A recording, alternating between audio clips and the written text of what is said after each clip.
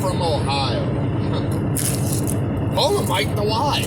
Another guy with sharp metal rods shoved up in his ass, but that's a different story for another day,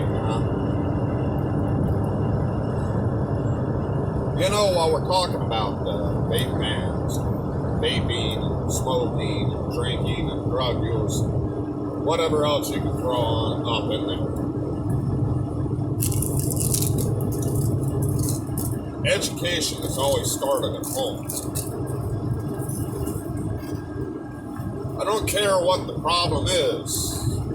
If parents are not educating their kids at home, then parents, you're going to have issues. Children need guidance. They need you to be the guidance counselor. They don't need you to be the friends. You'll have plenty of time in your life to be friends with the children.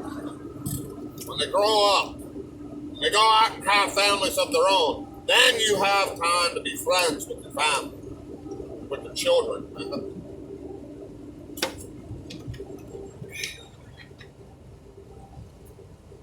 You know, back in the 1970s, the law was actually passed in 1982, but it didn't get enforced until much later.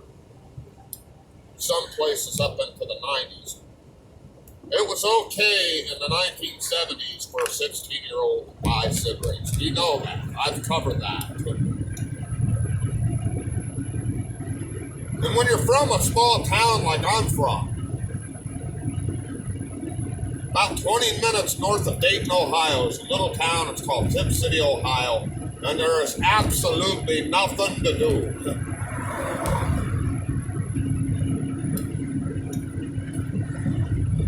When you're about 15 or 16 years old, even younger than that, you're looking for trouble. You're looking to get into things. You're bored. You have nothing else to do. So you go out there and you do something stupid because that's the way things are in a small town. I've heard it before. I've heard it from other people who've lived other places. You know, there's not much to do around here other than smoke and drink. We did. I remember I was 17 years old. I was a late bloomer, ladies and gentlemen. I didn't blossom into a smoker until I was 17 years old. I was at a friend's house. I asked his mom for a cigarette. And you know, at first she was kind of reluctant to give me that cigarette. She didn't know how my dad was going to take it. You see, my dad used to smoke 3 packs a day. He quit through hypnosis. Saved his life. He still has COPD.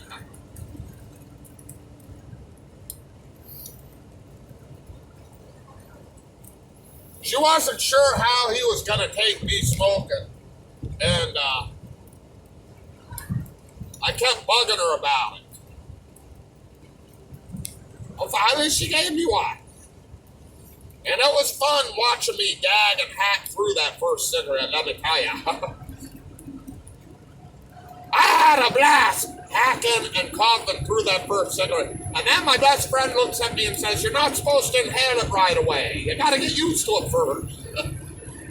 I didn't know. There's not a guidebook on how to smoke. You just learn it as you go along, I guess. But I started smoking. And at first, I didn't smoke a lot. I might have a pack of cigarettes every other week.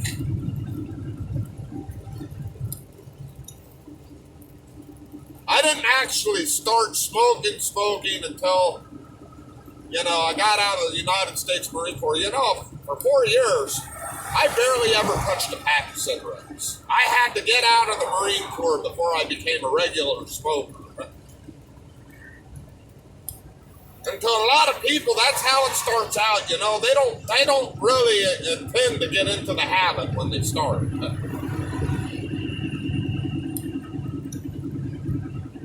A 16-year-old kid smoking a cigarette, that was something that every town had. Everybody had it.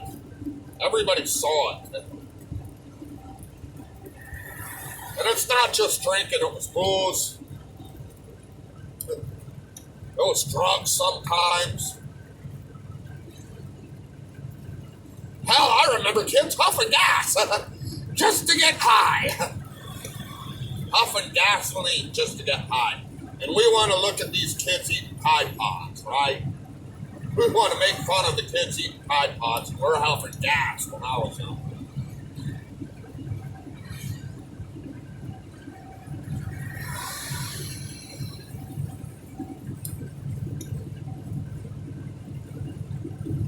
Point is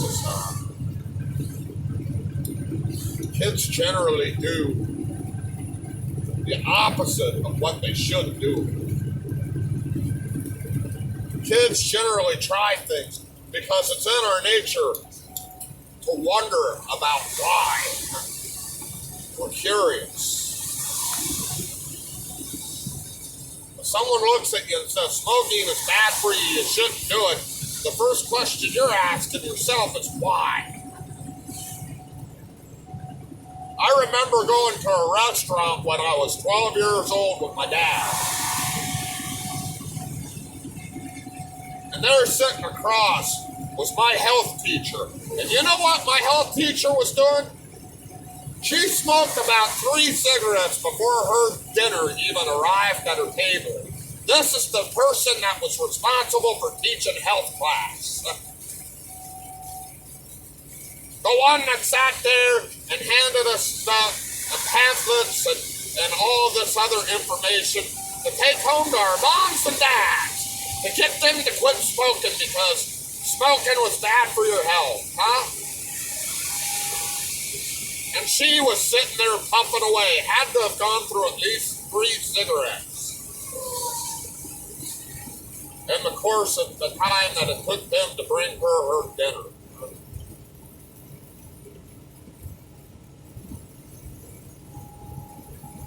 You know, I've said this before. Chances are kids that vape have already smoked. And the reason they go to vaping is it's easy to hide. Especially a jewel pod. You know, I could have had a jewel pod sitting next to my computer, and my wife probably would have looked at me before she even knew what a jewel pod was and thought it was a damn flash drive.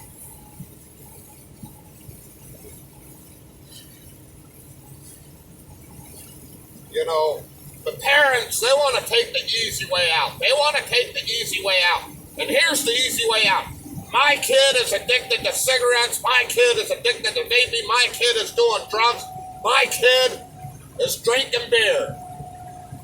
They want to take the easy way out, and they want the government to do what they can do to get rid of said harm. They don't want to take the personal responsibility.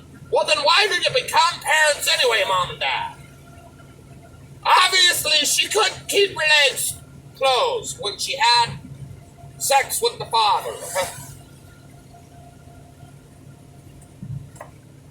You became parents by choice.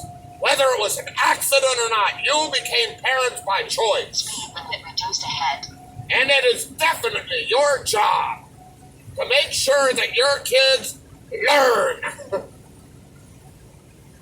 Now, I'm not against a 16-year-old smoking. I'm not against a 16-year-old vaping. I'm not even against a 16-year-old drinking. You know why? Because they're probably doing it anyway. I believe that parents should have the final last word, not the government. But we have laws, and we have laws for a reason, ladies and gentlemen. We had laws because somewhere down the road, someone said, hey, we need a law. And some politician somewhere said, okay, I'm going to give it to you. Huh?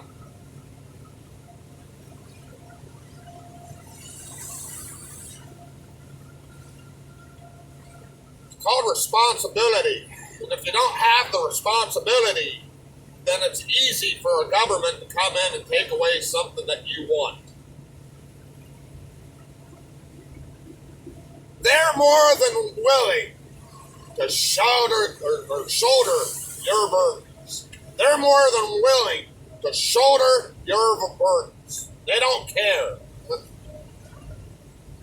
Because the more they take away from you, the more money they make, huh?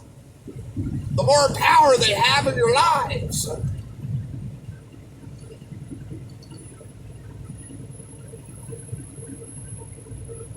These politicians that have taken away the vapes, these politicians that are grubbing the tobacco money,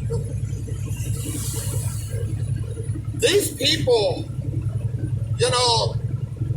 they have no problem taking your responsibilities away from you. In fact, they love it.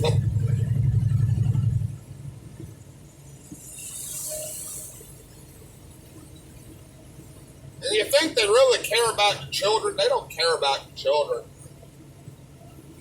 They really don't care about your children. And I've said that before. Until you realize that, they're just as self-centered as most of the rest of us. More concerned about what's going on in their own lives.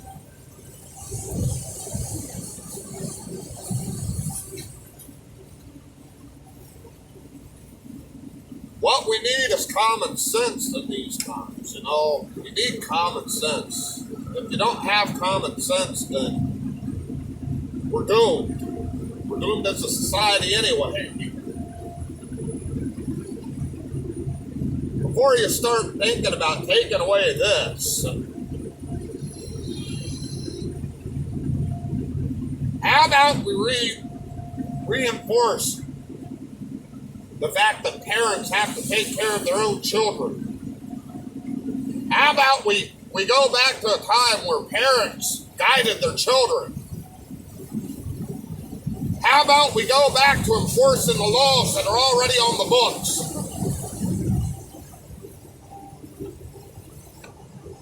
Here's how I see it. If you're a kid and you're caught with one of these, or you're caught with a pack of cigarettes, we don't fine people who break the law, people. We fine people one time for breaking the law, and then the next time they get a bigger fine, and then the next time they go to jail. That's how a normal law works.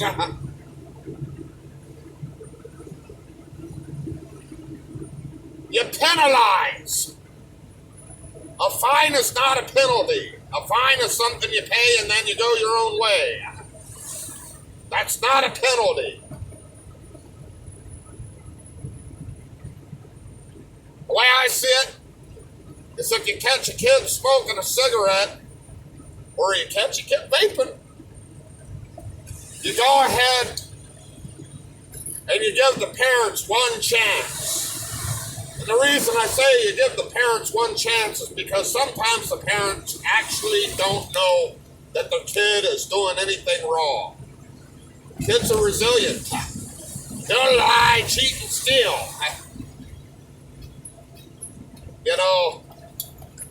To also protect mom and dad if mom and dad's buying a product for them. Just to let you know. You give the parents one chance. You put the kid on probation like you would any other juvenile delinquent. You test his urine for nicotine. If he pops dirty, the entire time he's on probation, he or she pops dirty. You throw the kid in jail for breaking the law. You throw mom and dad in jail for breaking the law. Because obviously they're not doing what parents should do. And I guarantee you, you start enforcing the rules, you're going to see a drop in youth vaping. You're going to see a drop in youth smoking. Mom and dad, if you catch a kid smoking a cigarette or you catch a kid with a vape, you smack them. Don't abuse them. You give them a nice open hand smack across the face. You tell them no, you ground them, you take away their PlayStation, you take away their computers, and you take away their cell phones. And if the state don't like it, then you tell the state they can take your kid and raise them as their own.